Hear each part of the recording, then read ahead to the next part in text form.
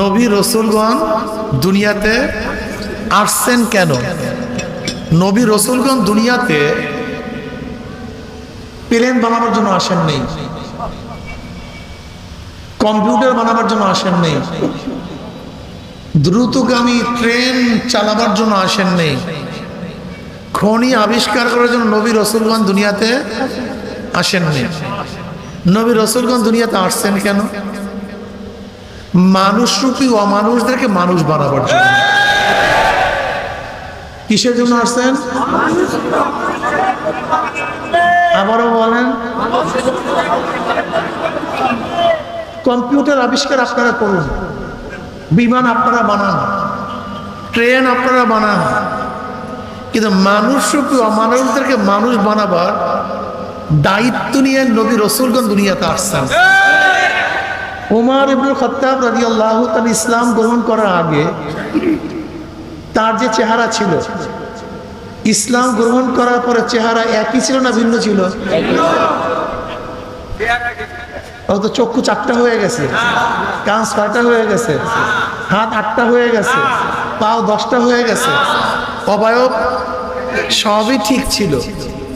ইসলাম গ্রহণ করার আগে যে চেহারা, ইসলাম গ্রহণ করার পরে একই চেহারা, এক হাত, একই পাও। কিন্তু ইসলাম গ্রহণ করার আগের ওমর, ইসলাম গ্রহণ করার পরের ওমর কি এক না ভিন্ন? কিসের ভিন্নতা? চেহারাতে ভিন্নতা হয় নাই, চোখের ভিন্নতা হয় নাই, হাতের ভিন্নতা হয় নাই, চোখ হাত কান তো পরিবর্তন হয় নাই।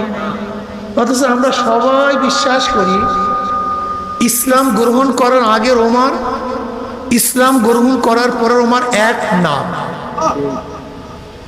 সে অর্থের পরিবর্তন হয়নি, শিক্ষার পরিবর্তন হয়নি, ক্ষমতার পরিবর্তন হয়নি। ওমরের মধ্যে কি পরিবর্তন আসছে? কলবের। জোরে বলেন।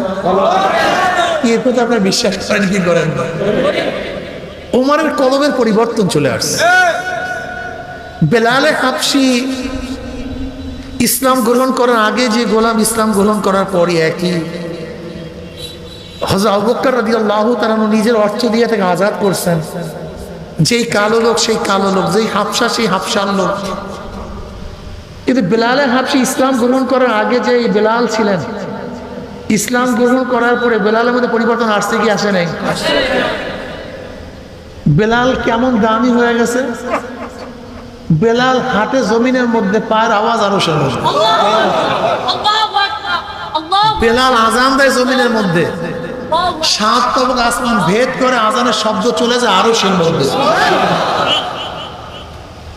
অর্ধজাহানের বাদশা ওমর ইবনে খাত্তাব রাদিয়াল্লাহু তাআলা আনহু যখন বেলালে হাবশি রাদিয়াল্লাহু সম্বোধন করতেন, কি বলতেন? সাইয়্যিদুনা বেলাল, আমাদের নেতা, আমাদের সর্দার বেলাল।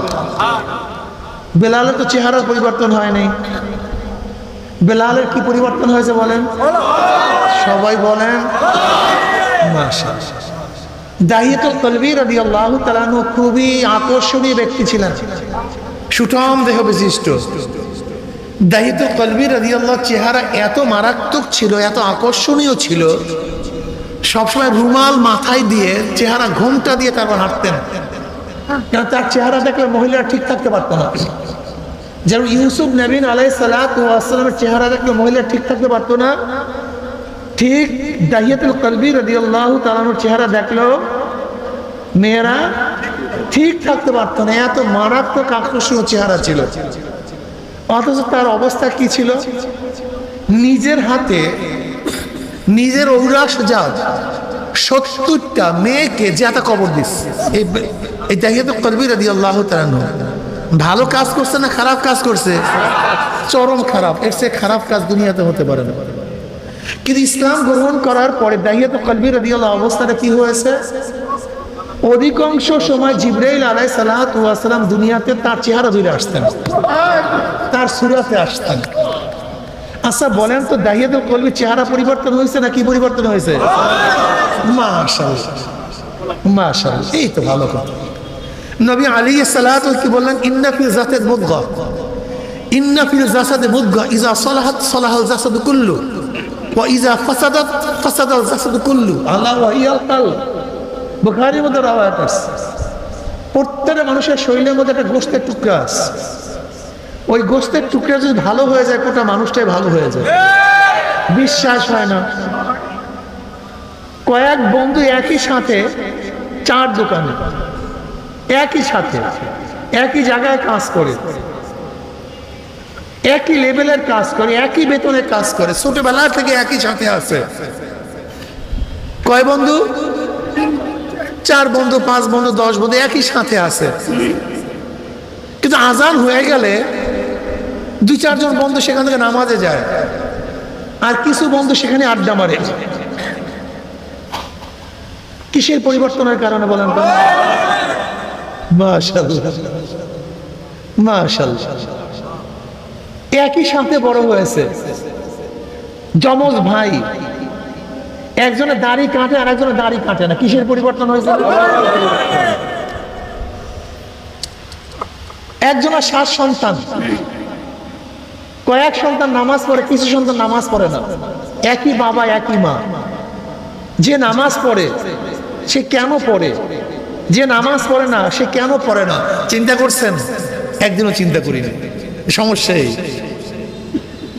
বাবা এখনো দাড়ি রাখতে পারে নাই, কিন্তু ছেলে হাজারো টাকা দিলে, কোটি টাকা দিলে দাড়ি কাটে না। এরকম নাই ঘরের মধ্যে? এখানেও নাই। কিসের পরিবর্তন হয়েছে? মাশাআল্লাহ। রিকশাওয়ালা, ঠেলাওয়ালা, গরিব মানুষ,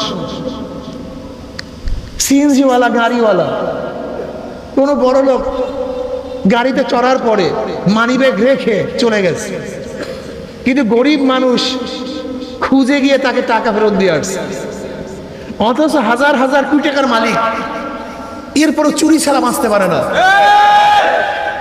কিসের পরিবর্তন? মাশাআল্লাহ মাশাআল্লাহ। আগে বুঝতে হবে আমাদের সমস্যা কোন জায়গায়।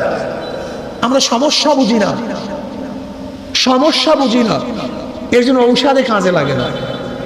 আসলে মানুষের অভাব কিছু না, মানুষের হলো এই কলপটা হলো এই বোতলের মতো। এটা কিসের মতো ভাই? এই ধরেন এখানে কলপ আছে, বোতলের মধ্যে যদি আমি অর্ধেক পানি দিই, অর্ধেক কি থাকবে?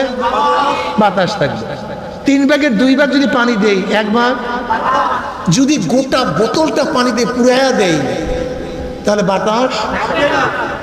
তাই কলপটা কিসের মতো? যদি পানি মোটেও না থাকে ওটাই বাতাস। এই কলবের মধ্যে যদি মাওলার মোহাব্বত না থাকে, গোটা কলবটা দুনিয়ার মোহাব্বতে ভরিয়া যাবে। যদি অর্ধেক মাওলার মোহাব্বত, অর্ধেক দুনিয়ার মোহাব্বত, 3 ভাগের 2 ভাগ মাওলার মোহাব্বত, 1 ভাগ দুনিয়ার মোহাব্বত, আর গোটা কলবের মধ্যে যদি মাওলার মোহাব্বত ঢুকায়া যায়, যে তার দেখতা হো মাই তু হি তু হাই তু হি তু হাই, তখন তার অবস্থাটা কি? যে দেখে তাকায় শুধু মাওলা মাওলা মাওলা। বিশ্বাস হয় না?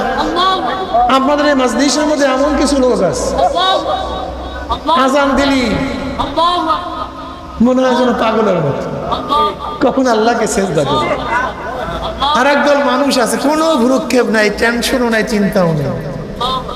একই মানুষ, একই জায়গায়, একই খানা খায়, পরিবর্তনটা কিসের? লা তা'মাল আবসার ওয়ালাকিন তা'মাল কুলুবুল্লাতী ফিস সুদূর। ওদের বাহ্যিক চক্ষু অন্ধ হয় নাই, ওদের সিনার মধ্যে যেই চক্ষু আছে সেই চক্ষুটা অন্ধ হয়ে গেছে। ঠিক না? এত সুন্দর ফুলের বাগান তুমি কেন দেখো না? এত সুন্দর বিল্ডিং তুমি কেন দেখো না? বিল্ডিং এর কোনো দোষ নাই, ফুলের বাগানের কোনো দোষ নাই, আসলে তোমার চক্ষু অন্ধ। এত সুন্দর আওয়াজ তুমি কেন শোনো না? আওয়াজের কোনো দোষ নাই, তোমার কান বহেরা।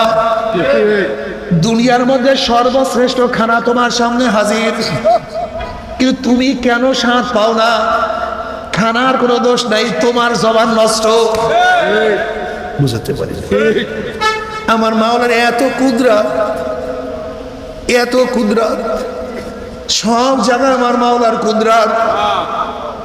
हर गुल में तू है, रंग में तू है, वो में तू, हर जा तू, जिधर देखता हो माई तू ही तू है, तू ही तू है, तू ही तू। সূর্য দুনিয়ার চেয়ে 13 লক্ষ গুণ বড়। কয় লক্ষ? 9 কোটি 30 লক্ষ মাইল উঁচায়। 13 লক্ষ গুণ বিশাল সূর্য 9 কোটি 30 লক্ষ মাইল উঁচায় কে ফিটিং করছে? আল্লাহ। কিভাবে ফিটিং করছে? এত বড় সূর্যকে কিভাবে ঘুরায়, কিভাবে চালায়? এর